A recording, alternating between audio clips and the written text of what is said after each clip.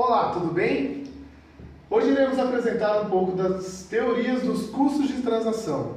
Iremos explicar as oportunidades e ameaças que existem para que possa ser efetuado os custos de transação. Vamos lá?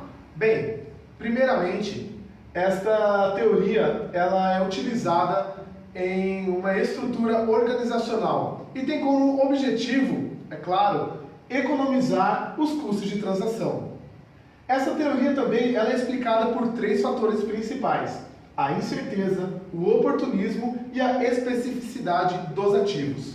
Irei agora explicar cada um dos três fatores, começando primeiramente com a incerteza.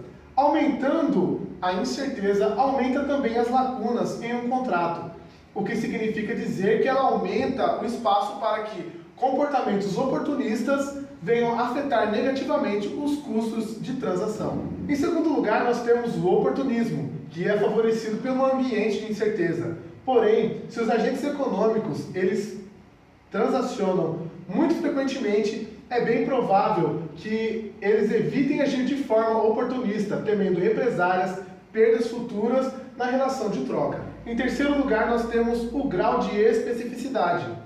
Ele tem como objetivo detalhar cada um dos ativos e ele afeta positivamente nos custos de transação, uma vez que tal situação poderá potencializar a possibilidade de perda associada por uma ação oportunista por parte de outro agente. Essa teoria também afirma que, se a empresa quiser, ela pode optar por produzir os seus próprios insumos, se perceber que está sendo mais eficiente do que o seu fornecedor, tendo assim também o objetivo de economizar nos custos de transação.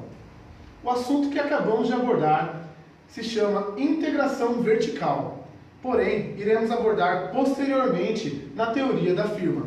Bom, irei abordar sobre o enfoque da teoria dos custos de transação, onde seu ponto de partida vem que a consideração dos custos da empresa não se resumem apenas a custos de produção, existem também os custos de transação.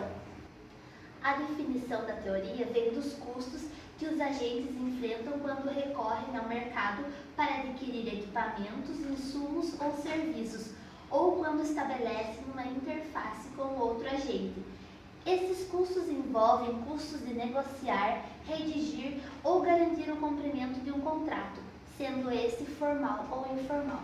Veremos aqui alguns exemplos dos custos de transação.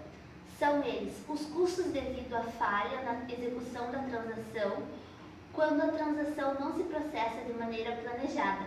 Um exemplo desse caso é o fornecimento de insumos e componentes que fogem aos padrões de qualidade ou aos prazos de entrega requeridos, determinando assim paralisações ou alterações no ritmo de produção ou na fabricação de produtos defeituosos, entre outros. Existem também os custos requeridos para criar as garantias de que não existirão intenções oportunistas. Um exemplo deste é o pagamento de taxas para a comercialização de produtos online. Existem alguns fatores que originam custos de transação, sendo eles racionalidade limitada, comportamento oportunista e detalhamento dos ativos. Segue aqui o fator racionalidade limitada. É quando os agentes agem de forma racional, quando eles encontram limitações na hora de acessar ou processar as informações. Como vimos anteriormente, o ambiente de incerteza implica ao espaço de atitudes oportunistas e aumenta a necessidade de relações mais contratuais e eleva os custos. O fator comportamento oportunista, os agentes econômicos agem motivados pelo alto interesse e oportunismo, sendo antiéticos e descumprindo o contrato. Para prevenir as perdas com o oportunismo, os agentes econômicos realizam contratos rígidos, sendo assim, aumenta muito o custo de transação. Aqui veremos o fator especificidade dos ativos. Como ele é empregado? Essa especificidade, ela nada mais é do que, ela não pode ser reempregada dentro desses fatores, dentro do ativo, ou seja, dentro do contrato. Quanto maior é a especificidade do contrato, maior o risco e o custo que esse contrato gera, ou seja, o ativo que a empresa tem, tornando-se então o detalhamento do contrato em si mais caro e proveniente, o custo dentro da transação. Dando continuidade aos exemplos desse fator de especificidade, uma palavra que parece ser tão complicada, só que de outra forma com esses exemplos, vocês vão ver que não é. existem as especificações técnicas, ou seja, elas podem limitar a possibilidade de algumas alternativas, ou seja, um exemplo, né? Equipamentos industriais sob encomenda. Outra forma, nos recursos humanos, empregados em atividades de P&D, como conhecimentos e habilidades, não podem ser facilmente transferíveis ou copiados. Outro exemplo da especificidade é a de localização, explicada pela imobilidade física do ativo.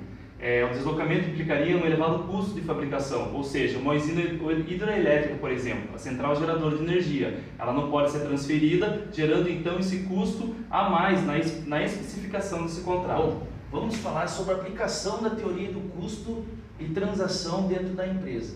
Quando é usada essa teoria de custo e transação?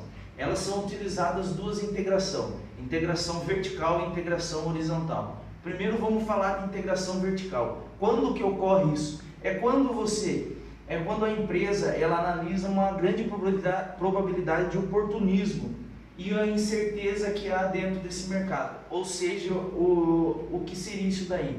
É quando a empresa ela identifica que há um fornecedor de sua cadeia produtiva,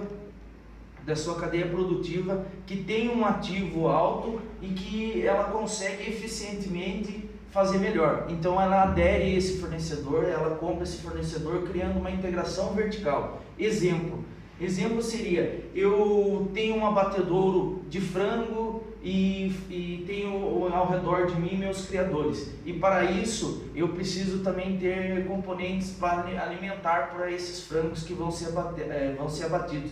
Então eu começo a comprar essa ração de algum fornecedor, mas eu compro ele porque eu tenho a forma mais eficiente de fazer essa ração e com isso eu vou ter um resultado melhor na minha produção. Já a integração horizontal, ela segue em outro sentido. É quando duas empresas do mesmo setor, elas se juntam. O que seria isso daí? São duas empresas que produzem componentes automobilísticos, só que elas não têm relevância muito dentro do mercado. Então elas se juntam, fazem uma fusão e tem um grande potencial mercadológico.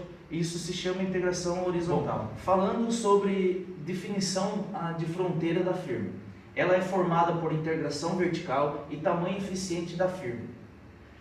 A integração vertical, como já falamos anteriormente, é quando você compra um seu stakeholder para se apoderar maior do mercado.